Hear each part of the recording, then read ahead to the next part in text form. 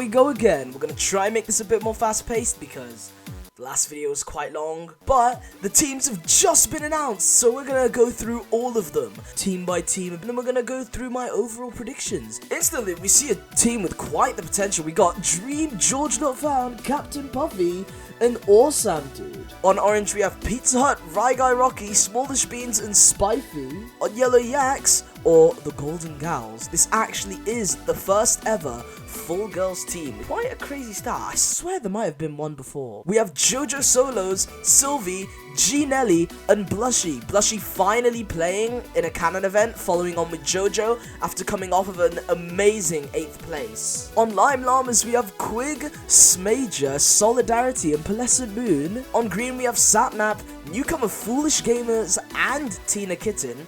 And then we have Michael McChill. You know, Michael was there. On Cyan, we have Rambo, CPK, Wilbur, and Wisp. On Aqua, we have H-Bomb, Grian, False, and Good Times with Scar. On Blue, we have Tapel, Tubbo, Snifferish, and Erit. On Purple, we have Puns. Gem is playing in another event. Cub is playing in another event. And Shelby. On Pink, we have Purpled, Toby, Captain Sparkles, and Ollie. Oh my god. Right, we see a lot of good teams there. This is going to be very hard to do. I don't even know what my favorite team is yet, considering it's been like no time since these been announced. But let's go through red. We do see multiple Dream Team members on the same team once again, with Dream and George. George being near the top of the A+ players, maybe mid-ground of the A+, but I know he's on the higher end of them. George is very good at games like Sands of Time. This team in general is good at Sands of Time. I don't think Dream is much of a fan of Sands of Time, but I think this team will smooth in well. They got to play the comms well and whatnot. This team, I can imagine playing around average. The thing is, this is a good team, but there are teams that are stronger than this. I just need to see some overperformances from some of the players that might do their average, which for some of the people on here, it's okay. Let's take Last Green, for example, which, screw all of you that didn't believe me when I said that Green was going to place top 4. But Dream did have an underperformance, but that team still performed fine because Tommy overperformed. Now, with Dream placing his average performance, they probably could have made their dodgeball. We just need someone who, even though we'd expect them to place average, and that team would still do well with that, if they can overperform, then that chance to dodgeball kind of skyrockets. Right, okay, I'll be honest, I don't normally look at other predictions when I'm gonna make a prediction video, but dude, the placements that I've seen on this team are diabolical. Right, okay, I understand Pete has been having underperformances. Maybe Season 2 just isn't his era, but he is still fine. I'm pretty sure a statistic from last event, MCC 21, is that Pete now has the highest placement for someone on a last place team. Like, obviously Pete leads this team. I don't know what you call someone who, like, is his side guy. He's not putting anyone here on his back, okay? These guys all perform great. I did say that with 20 Cyan, but honestly, you can't blame me, dude. That was a really good team. I think we just saw some underperformances, okay? Smallish Beans has just come off of a 7th place event, which is awesome. Smallish, for most of that event too, was in 3rd, I'm pretty sure, which is awesome. This guy is so underrated, it is crazy. Surely mid A+ to me. Right guy, I think he places around like 24 to like 18. So I think Scott was nice to this team when it came to balancing, honestly. This is very much a dodgeballable team, and you will see how high I'm gonna place them. Yellow, I'll be honest, this team will be great as a for fun team, to be fair. Individually, as games, I don't think they will perform as well as other teams. The teams are way too strong for this team to happen, especially considering Blushy, this is her first actual canon event. In All-Stars, she did place top 25, even though that team did quite poorly. What is quite funny is, I've not looked at statistics or not, but I would not be surprised if statistics were in this team's favor. Because if you think about it, right, JoJo, top 8 on what I'm pretty sure, by the way, was like a 7th place team. Sylvie has dropped out of top 20 only 3 times in Season 2. She has become so good over the past couple of months. You do not understand. Like, I will always stand up for Sylvie, okay? She's good. MCC 21 was her 3rd time dropping out of top 20, unfortunately. But again, I kind of feel like with that teaming performing how I would expect, like if an extra parkour tag bonus or something like that could have probably bumped her into the top 20. So if we see it that way, this team's not that weak. Lime, oh my god. The day 1 teams were awesome, dude. I'm really glad that Pearl's coming back to MCC. She's missed the past couple, but she's been doing great in the ones that she has played in. This team is really good at games like Hole in the Wall, I can imagine. With Quig's awesome leadership, this team will do great in games like Sky Battle, obviously. Hopefully there's no last SG or last build mart where Quig's curse comes to play again. But to be fair, a last build mart would be quite sick for this team, right? This looks like a very build marty team. On green, we have 2 newcomers, which is crazy. The past couple of MCCs have had a lot of newcomers, and I think that's awesome. I always like seeing new people in MCC. It's great. Sapnap is on a 4 MCC win streak right now. Sapnap is back to back to back to back. I've seen a bit of foolish content and the smoothest at the game. A slightly better Cup fan. Tina, I would probably compare Tina to like Quackity Skill, somewhere around that. Michael, our favorite Ace Race hater, and Sapnap hopefully should bring these guys through their first MCC and having tons of fun on it.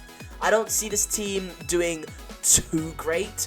I know the predictions that I have seen have been plotting this team like dead last.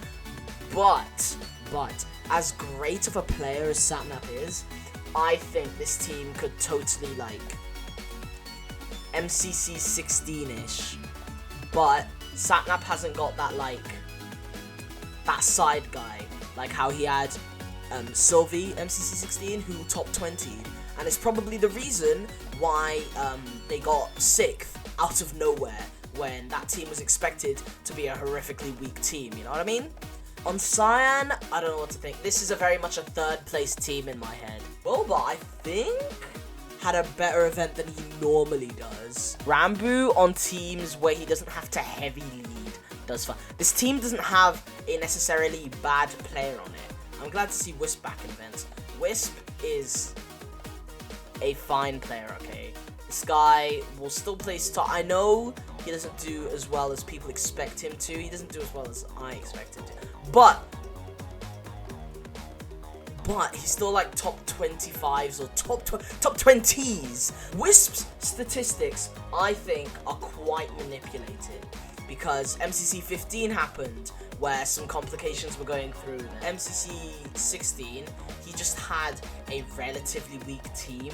I think his statistics are just kind of butchered by things that are unfair to make people think, oh, this guy's not very good. CPK is awesome, especially when CPK is on a team where he doesn't have to lead, and this is very much one of those teams. When CPK doesn't have to lead a team, it never goes wrong, like, literally. I think the only time it has gone wrong was MCC 12, where Pete led that, but that was treated as like a very much as a duo team. And CPK, again, at that time, wasn't that good.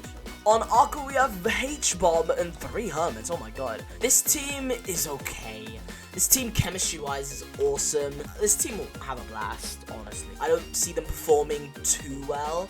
This is one of those teams where H has to act S-tier-ish and like lead the team, which I don't think H should have to do.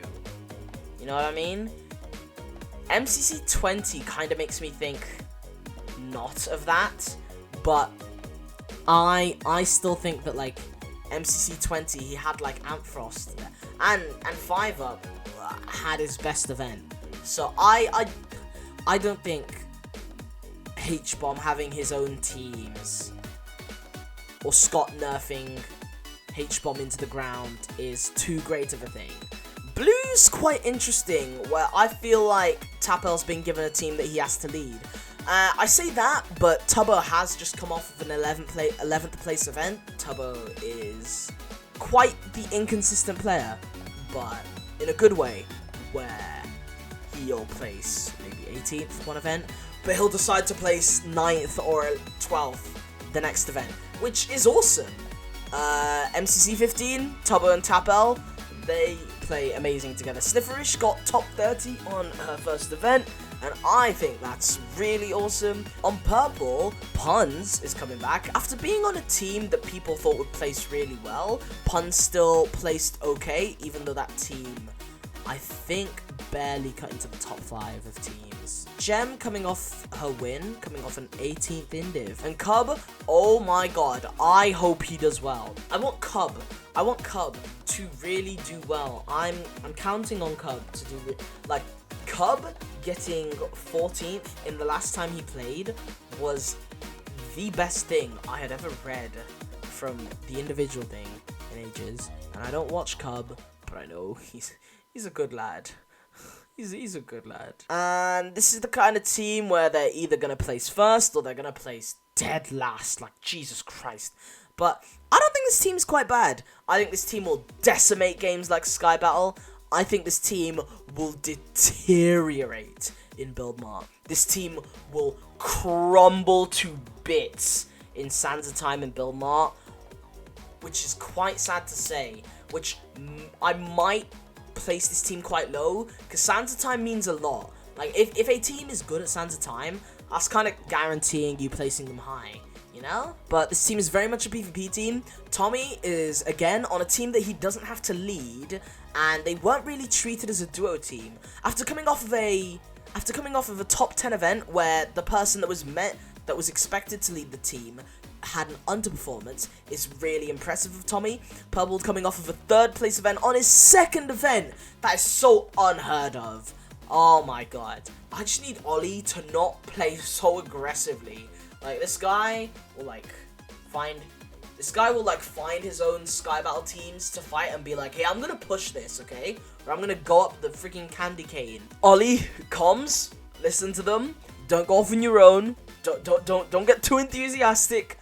This team's got this. With the right game order, this team's very much dodgeballting. With all that being said, I guess let's get into the overall predictions. 1 hour later.